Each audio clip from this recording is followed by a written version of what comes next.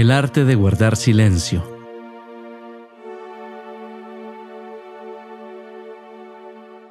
El silencio es parte integrante de la comunicación, y sin él no existen palabras con densidad de contenido.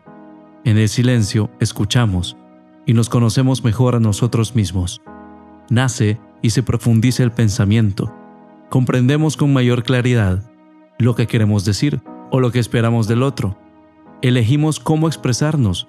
Callando, se permite hablar a la persona que tenemos delante, y a nosotros a no permanecer aferrados solo a nuestras palabras o ideas, sin una oportuna ponderación.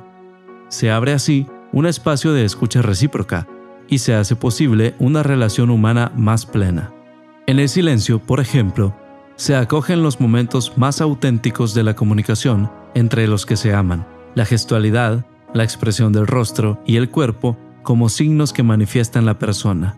En el silencio hablan la alegría, las preocupaciones, el sufrimiento, que precisamente en él encuentran una forma de expresión particularmente intensa. Del silencio, por tanto, brota una comunicación más exigente todavía, que evoca la sensibilidad y la capacidad de escucha, que a menudo desvela la medida y la naturaleza de las relaciones. El silencio es precioso para favorecer el necesario discernimiento entre los numerosos estímulos y respuestas que recibimos, para reconocer e identificar a sí mismo las preguntas verdaderamente importantes. Hablar oportunamente es acierto. Hablar frente al enemigo es civismo. Hablar ante una injusticia es valentía.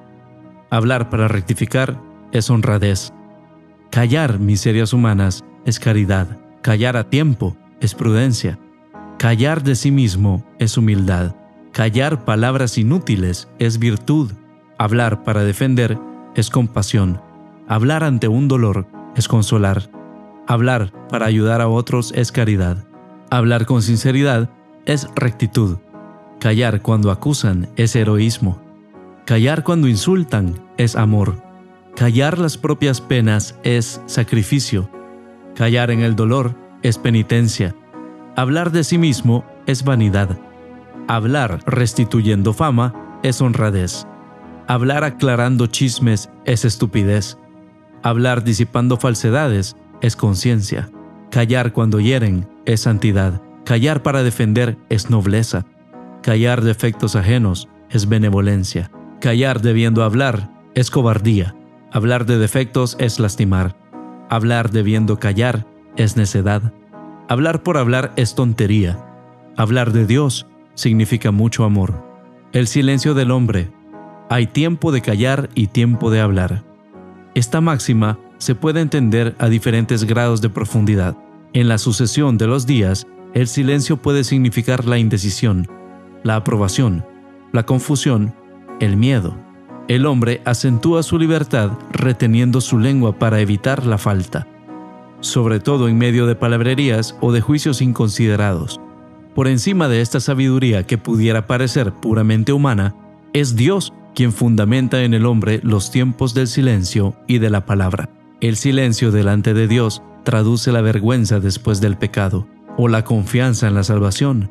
Significa que ante la injusticia de los hombres, Cristo, como fiel siervo, puso su causa en manos de Dios. Así es, Jesús callaba. El silencio es la primera piedra del templo de la sabiduría. Pitágoras.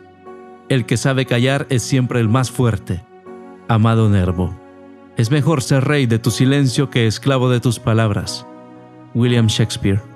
El hombre entra en la multitud para ahogar el clamor de su propio silencio. Rabindranath Tagore. De los hombres aprendemos a hablar, a callar solo de los dioses. Plutarco.